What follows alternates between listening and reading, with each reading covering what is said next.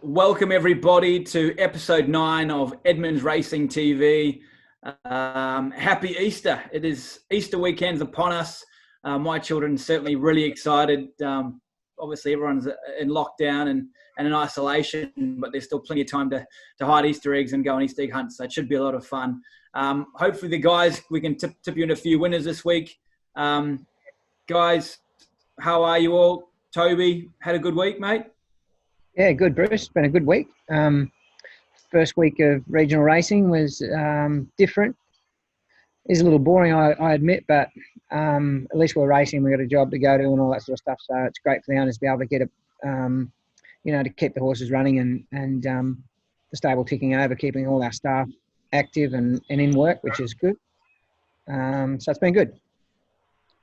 And while we're on the Easter topic, mate, what's the favourite Easter egg? What is your favourite number one pick? Mate, I'm a chocoholic, so anything chocolate's good, to be truthful. Nice. Trendy boy, had a good week, mate? Yeah, it was, mate. Yeah, really good. Gold Coast last Friday was outstanding, so good day, and hopefully can continue this week. Nice, mate. And was Toby, did he hand out the chocolate? It sounds like he might have held the chocolate onto the chocolate at Easter time for you. Haven't seen one yet, but maybe tomorrow. Nice, mate. Clint, had a good week, mate. How's life with you, bud? Yeah, mate, it was an excellent week, I must say. And it was very busy with the championships day one from Sportsbet. And congratulations to the Edmonds boys and the staff on a great success last Friday too. Well done. No, it was really good, really good, guys. So we're going to go for a bit of a shortened version. We're going to try this out and get some feedback from everyone. So we're just going to get straight into the runners, into the week that was. Team, with the 15 runners, 3 winners, 20% strike rate. So strike rate right up there, strong as always. Took our season total, lads, to 91 winners, chasing your 111 season record from last year, and you're well on track to beat that. With still a third of the season to go. Gold Coast was great, but no joy at Toowoomba. But we will, let's just focus on the joy, hey? Let's go to the Gold Coast. Our winners, first up, Maslow was very good, Toby. Maslow was good. You know, he's been a good find for us, and thank Emmanuel for sending him up to us, because he's one of those horses that just he's unassuming, actually. He hadn't trialled that brilliant, but get to race day, he puts in and aims up whatever race we put him in. So it's good for Ryan. Rode him actually really well too. He followed the eventual second horse through and got up the inside of him and was too strong late. I thought it was a terrific effort. Yeah, mate. I remember last week's show, you said that if Maslow's right there in the last sort of 100 metres, he'll be pulling away the last 100. So when he was head and head at the sort of 200 metre post, I thought he got this race in the bag. And as you said, he just hit the line really strongly, ran right through the 1100 metres. So it was good to see. And I think you're sort of looking at a race for him in another month's time, I think, with the program.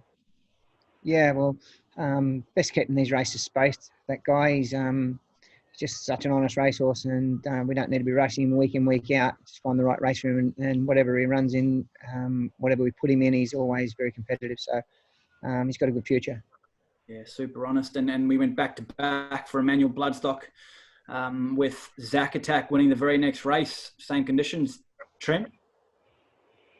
Yeah, she was really good. I think I mentioned on last week's show maybe that we just, both of her, or the jump out in her trial, we just tried to educate her again, so to speak, and just give her a different look. We're sick of her having to show blinding speed all the time and just leaving herself vulnerable. So while her trials weren't visually impressive, I think she derived good benefit out of it and actually learnt a bit. We rode her steady. In one of them, the last one at the Gold Coast, she really pulled hard, but that was the purpose of the exercise, to get her back in behind and let her know that she doesn't have to go bull at a gate all the time. And the horse that ran second set a good tempo. She was able to relax. So I was happy that it eventuated like that. And she was lovely and strong late. So I will say that the Archer Park guys deserve a lot of the rap for how she was presented early to assist preparation. Previously, she hadn't spelled that great, had a bit of time out there and done super. and it just made our job a little bit easier this time round that she just arrived back, looking fantastic. So she's one to follow. I thought she might need the run, but she was too good for them and fairly classy, obviously. So onwards and upwards with her. Yeah, it's a big deal. I mean, like you said, I think you guys have been saying all prep that she's come back more mature and held her weight a lot better this time in. And I think Toby was saying on the group chat there on the weekend, or maybe it was you, Trent, that last prep on that hot tempo, she probably falls away, right? She can't work twice because she's strong enough. But this time in, I mean, she sat on a hot tempo and pulled away. Yeah, that's exactly right. And she just a little bit more mature.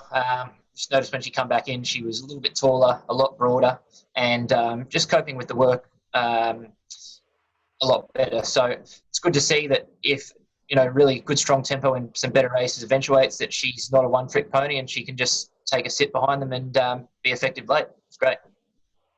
Nice filly with a big pedigree with a nice future. So that's exciting. Pepe Le Feu, talk about futures and talk about just horses in form and doing well. Pepe Le Feu, Toby, you must have been delighted with that, seeing him win again. Yeah, I suppose it was a bit of a concern of ours going to a different rider because Brad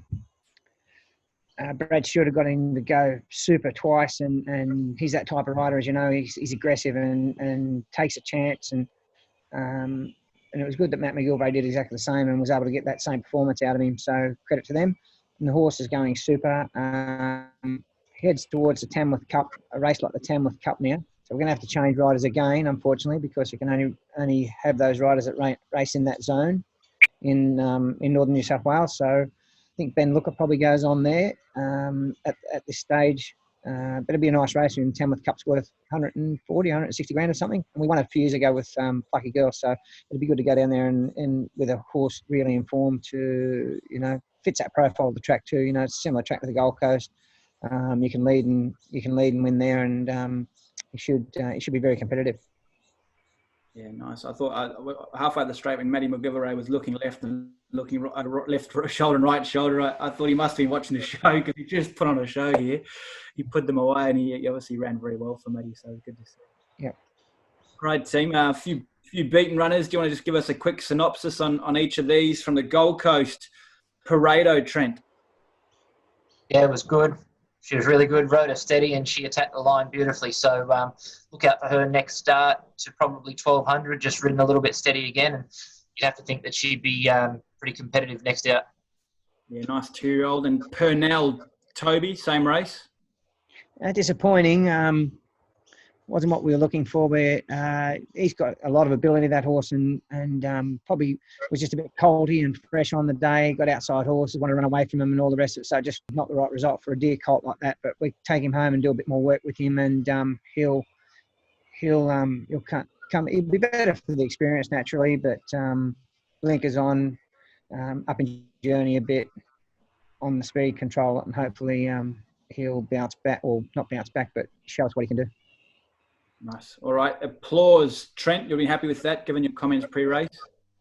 Yeah, ripped the blinkers off him, just went way too keen, done way too much, ripped the blinkers off, added fitness, and will race much better second up. All right, so you weren't that happy. Beach break, Tobe.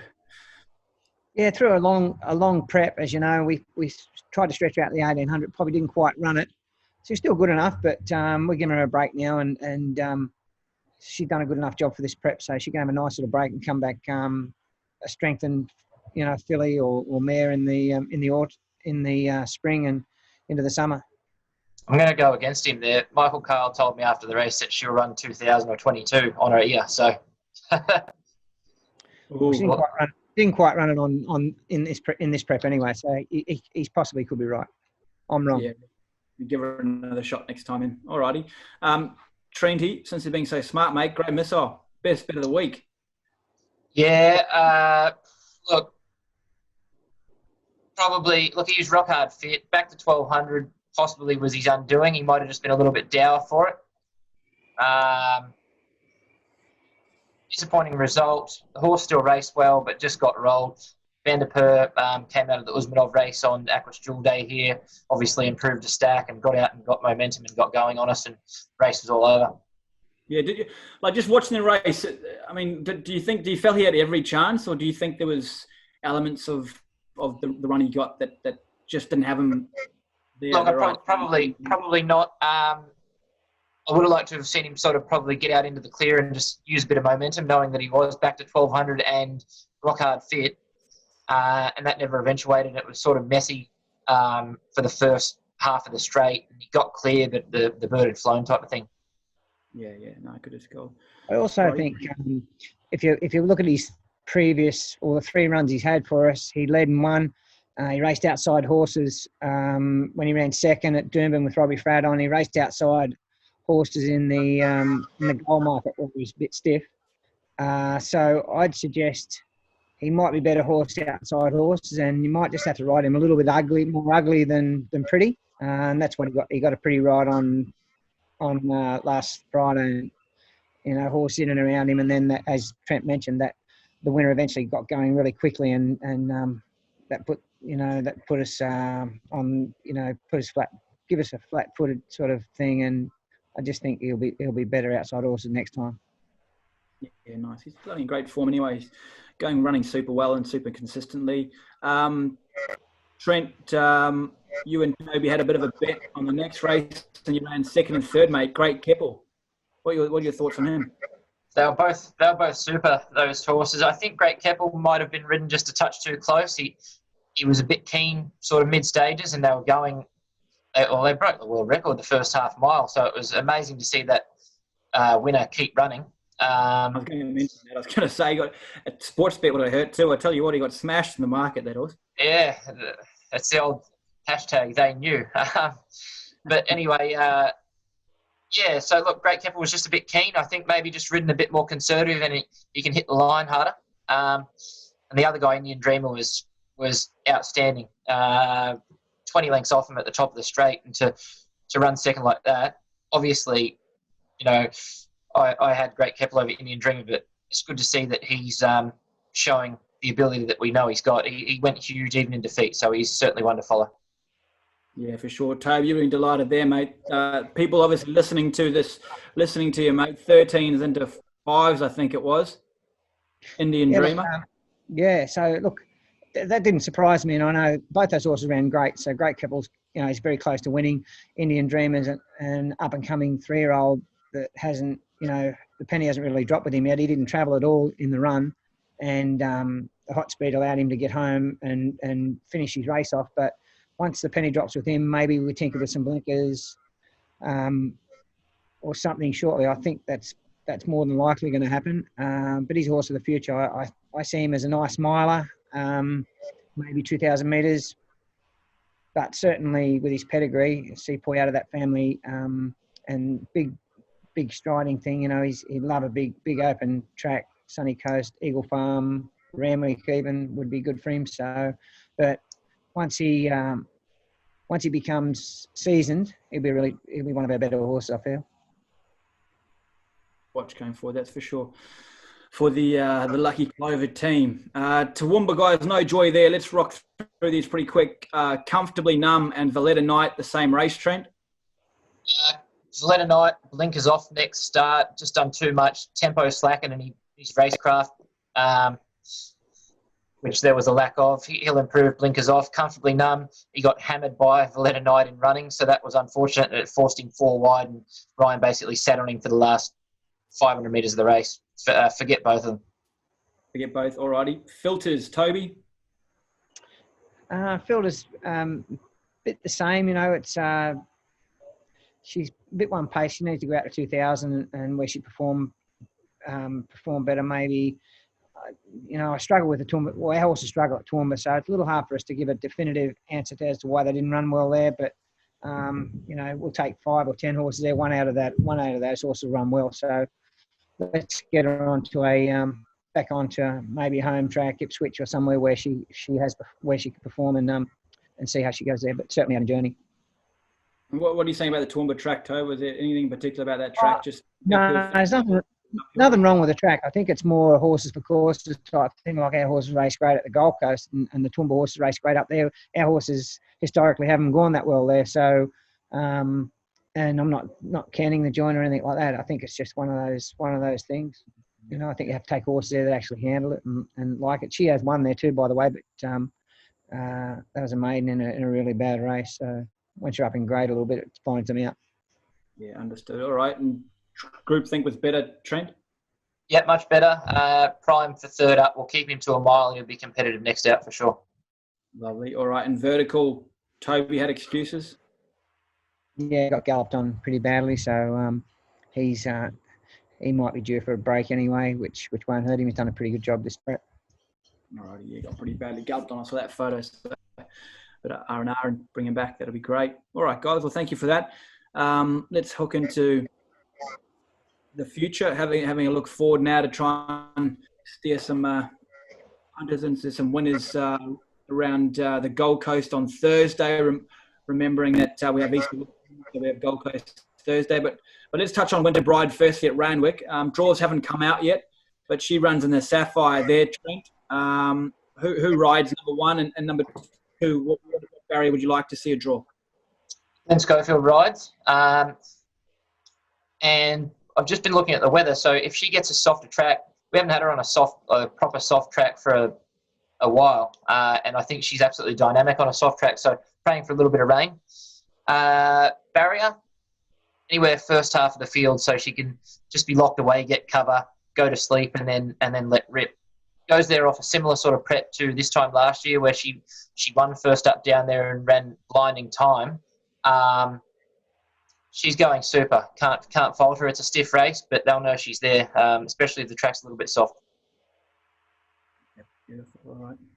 Well, good luck to the Segenho team there. I'm really excited about that race. It's a good quality field as you expect. Championships Day 2, but she looks in that race and a real life chance. So good luck there, guys. All right, Thursday, as I mentioned, the Gold Coast 10 race card. We have 13 runners here, team, on the good 4. Race 1, Tobe, maiden 1,800 metres. You have Bakula going there. She's drawn barrier 6 for Andrew Mallion.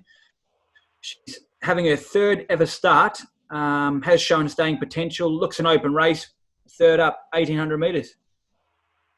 Look, she's an each way chance tomorrow. I feel she's going to be better with this prep underneath her, and once she goes out and strengthens a bit more, she'll be okay next time in.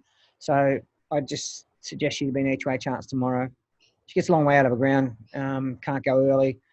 Whether Gold Coast track suits or not, I'm not quite sure, but certainly I'd say whatever she does tomorrow, next prep should be better for it. Understood. Okay, very good. All right, race 3, the 2-year-old handicap over 1,300 metres. Trent, Loving Miss, barrier 7, Maddie McGilvray. Promising sort of filly run twice, run second twice, I should say. Latest here at the Gold Coast. Drawn deep, but it's a smallish field. You'd think she'd be right in this. Yeah, look, she's run some good races. Her first 2 starts this prep, just been done by one better. Look, I'm probably of the opinion too that we might be just riding a little bit too much for speed, too close. Obviously tomorrow that'll be dependent on after scratching sort of where we ride it, but I'm keen to maybe just take a sit on her rider that little bit steadier and then let her come with one run at them. And I think we'll see a good performance. I just think we've just been taking the legs away from her early in the piece and sort of using her up, and it's just taking away from a finish that tiny bit. So up to 1,300 certainly suits for mine, and just ridden that touch more conservative. And drawn a little bit wider, so you can sort of get off the fence and make a run down the middle of the track. Eh? Yeah. Perfect. Okay, well, good luck there. Good luck to the Archer Park team there. Race 5, Toby, we have a maiden 1,400 metres with Plot resuming. Drawn 5 with Ryan Maloney aboard. Promising type, this guy by Piero. Promising staying sort of type. What do you expect of him first up over 1,400? I think he's certainly got the ability to beat these horses, but he's probably his own worst enemy just yet. He's still learning, and he's another one that hasn't quite switched on. And I understand he's 3, nearly 4, but I think this prep you'll see the best of him. His work's been quite sharp, but I'd have to suggest that if he was in the 1,800 metre race that Cole was in, I'd be very confident. But just the 1,400 could be a tad short for him, and he may just need it tomorrow. From barrier 5, is he a horse like? I suppose he's like Pepe. Pepe's Piero taking a while for the penny to drop. Is he a horse that goes forward tomorrow, Tobe, or is he going to sit sort of just behind them, barrier 5 tomorrow? Yeah, I'd say tomorrow from the draw just to get a nice soft run there somewhere and hopefully he can finish off. Like last time in, he finished behind Grand Zoon. Those in a maiden up there come from a long way out of it and finished off nicely. So hoping he sort of put a performance in like that, and he's an each way chance. But watch for him when he gets out over further. Yeah, nice. All righty. All right, race 8. This is the big race of the day. For us, in many ways, have the 5 runners in the 3-year-old handicap over 1,200 metres. It's a quality field. It's 5 proper prospects, proper nice horses in the stable. I'll run through this with both of you, starting with you, Trent. Scout resumes after a terrific last prep, which saw him finish 6th behind Alligator Blood and the Magic Millions 3-year-old Guineas. Michael Cahill, smart 3-year-old. What do you make of him first up? Yeah, look, got the runs on the board, so to speak. 1-3 on the bounce last prep. Finished 2nd in that Emerging Stars race, or Rising Stars race the week before the Millions. Had a bad bit of luck on Millions Day, drew wide, remained wide throughout, but was tough. Got a lot of weight as a consequence to that. So, I personally think, even though he's won at 1,200 a couple of times, his pet trip's more 1,350, 1,400, where he can get out and dominate and roll on speed. So whatever he does tomorrow, I think there's certain improvement upon as we step up in journey with him. But the thing about him is he doesn't give you any guide whatsoever. Come race day, he improves tenfold. He's a much better race day horse than track worker, which is good. Quite odd, but still pretty good. Tomorrow, if he won, I'd be shocked, just purely for the fact that he is first up and he's got a stack of weight against what I think is pretty quality opposition. Understood. Okay, very good. Toby, Fisticuffs, drawn barrier 2, obviously really impressive. First up, favourite and delivered duly. Matty McGillivray is on board. Obviously, Robbie Frad riding in the north. 5 starts the distance for 3 wins and a third. Likes the distance, horse in form. How's he trained on since his first up win? Good, he's improved. He's improved pretty sharply too. We knew he would.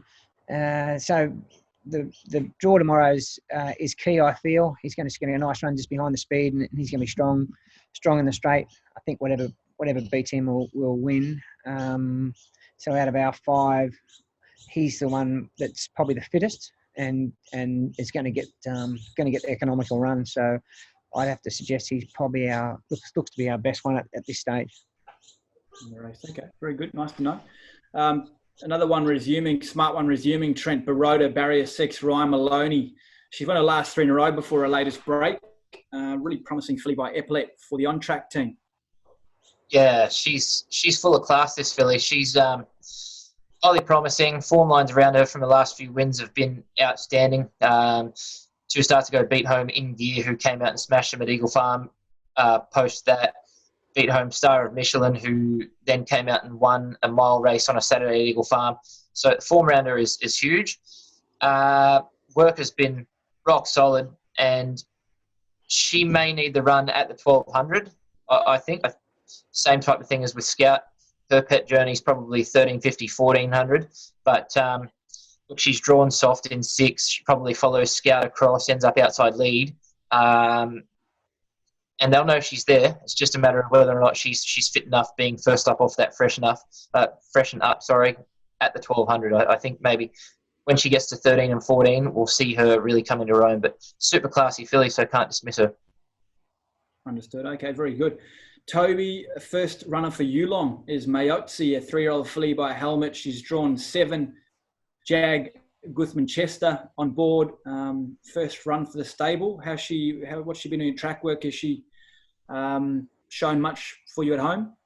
Yeah, her work Saturday morning was super. Jeff Lloyd galloped her and he gave a real glowing report. She flew, actually. She went great. So she showed us good things on the training track. Hopefully she can transfer it to the racetrack tomorrow. So, look, with Jag on it, I'd imagine she'd be in the first half of the field somewhere. She's probably got a bit of residual fitness compared to Scout and Baroda. coming up from Melbourne, and I'd suggest she's the sneaky each way go. I feel in that race. If there's one to knock fisticuffs off, I feel it probably could be her because of her just a residual fitness and the way she went Saturday morning. Yeah, nice. Okay, interesting. And I suppose we'll learn a lot from her from Thursday's effort. Bafana, drawn 14, Trent, Andrew Mallion. Well, she's second up after a Winx-like performance on debut at the Sunny Coast and gave all the 2K team and their owners a big thrill. Barrier 14, does she start, mate? Yeah, the boys want to run her, so she will start. To be honest, if she knocks these off tomorrow, then she's fairly smart filly. I was hesitant to go to 1200 with her straight away for a 1,000-metre win. She's been a work in progress. We've snagged her at every opportunity and tried to just really teach her to settle. My fear is that 1,200 metres, especially from that terrible barrier, if she doesn't sort of drag right back and get cover, all of our work in trying to get her to settle will be undone because she can go quite fierce. And don't get me wrong, she's got a lot of class, but it is a huge step up in class from a Friday night 1,000-metre maiden where, in my opinion, it was a great win. But being realistic, the leader basically broke the world record early and led out and set a huge tempo, and she was able to get home over the top and show her level of ability. I just think that this race sets up a bit awkwardly for her, so we're going to have to go right back and find cover and hopefully they scoot along in front so she's able to just drop the head and relax beautifully and then hit the line hard. Is a big test. She'll be storming home late, no doubt. Whether or not she can knock those other 4 off that are a lot more sort of battle-hardened and race experience, that counts for everything in my opinion. So she'll be hitting the line hard late. Whether or not she can win, as I said, if she beats these, then she's right on her way. Yeah, awesome. Yeah, pretty special. She might be Winx there if she can beat these second up, it sounds like. But good luck to the 2K team. Obviously, a filly with a lot of ability, and I'm sure she's learned plenty from her first up run as well. Race 9, Toby, Class 6, 1,200 metres. Have the 3 runners here. Again, like we've mentioned before to everyone, just with the programming and, we're going to have more runners in each race, which is just the way it's going to be, and obviously we're very, very grateful that racing's continuing on. We have TARDIS Toby, drawn barrier 7, Ryan Maloney. She's third up. She's ran third in town twice this prep. Get same conditions and distance as last start. She's in good form. Yeah, she is, and I've mentioned before she deserves to win a Saturday type race as well, because she's very honest and she gets up to race every time we step her out. So barrier 7, she's going to have a run just behind the speed, I suggest, and she'll look to win it somewhere in the straight. I feel we were going to run her in the 1,400, but we decided to, because of the barrier, just to run her in the 1,200, and work's been really good. She worked super here last Tuesday morning. Not this Tuesday, gone the Tuesday before she flew, and she's in good order. So she certainly got an each-way chance to win. Excellent. All right, yeah, she's in form and fit, so she should be certainly one of the likely chances in that race. We also have the Pines, Trent resuming from barrier 8, Andrew Mallion aboard. Really smart filly. That's really, I suppose, a mare in the stable that we're really excited about. She's won 5 from 7. And all her wins have come at this distance, the 1,200 metres. Where do you see her getting from barrier 8, mate? She'll be in the second half of the field. She doesn't begin well, but what she does possess is an extremely quick acceleration when she's let off the bridle. So I dare say from barrier 8, she'll be in the second half of the field somewhere and motoring late. I think, in my opinion, she's probably the one to beat, even though she is first up.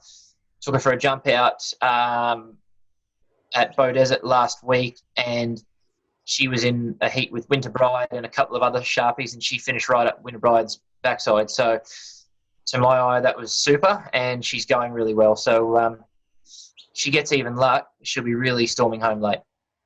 Yeah, terrific. I'll just quickly chime in here. We have 5% left and the half sister to the Pines that we purchased from the QSL guys. Only 5% left. I think it's just over $2.5 or something for that 5% for us. So big shout out to everyone there. If you're keen on a little piece of the half of the Pines, looks very much like the Pines too, Toby, in your opinion. It does, yeah. I like her a lot. Hassan, by Hassan, same sire as Vanna Girl. So he's still throwing winners, Hassan, which is good, and can't wait to get her into training, that one. Yeah, nice. Been a good little combo for the stable, that's for sure. Hassan and Cosmic Karma. The third horse in that race, race 9, Toby, that we have is Fine as the Power, Barrier 9. Jockey. Still undecided whether we're going to run. We have another race for her next Friday, where it's a benchmark race. She'll get a bit of weight, so we've engaged a claiming rider, Nick Keel, I think. So we're still decided whether we run tomorrow or not, but whichever one we run in, she'll be competitive. Whether she can beat the Pines tomorrow if we run, that's the question. But certainly her work on Saturday morning was extremely good. You know, had a really good solid gallop, and she's fit and ready to go. Just we're still deciding whether we run basically, but if we run, she'll be in the race for a long time. Excellent. Okay. On to race 10, Mr. Bellagio Trent, benchmark 85 over 1,400 metres. I thought this would be his race, mate, as he deserves one. But listen, he's got barrier 12 here. Maddie McGillivray on. Super consistent. Loves the distance. 5 wins at the 1,350 to 1,400 metres, but just a bad barrier. Yeah, terrible gate, which is disappointing. Going to need a good ride. Note the horse that beat him last start sort of drawn out there as well. So whether we might just look at changing something up with him and giving him a different look. We've taken the blinkers off him and ridden him steady. Whether we give him a kick in the guts and roll forward to try and end up outside lead and just let him relax. We'll have a pretty deep look at the race today and decide upon what we're going to do there. But short turnaround, 12 days since his last effort where he raced really well, just had no luck at the top of the straight. If he gets luck tomorrow, he can win. Yeah, love it.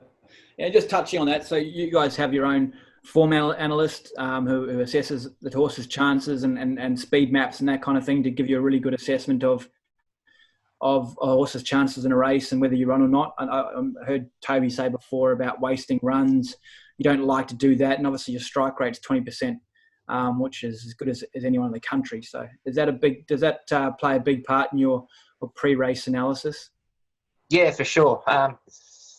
So Simon Mannering, who does all of our speed maps and that, more often than not, he gets them right, which is good. If we have a sort of a differing of opinion, we'll let him know. Like say, well, hold on, I actually think that our horse can be in a certain spot that another one is, and he'll have a look and more often than not come back and agree with this type of thing. So it's a good working relationship, and he does a great job for us.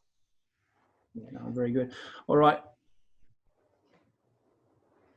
I thought Toby was going to chime in there.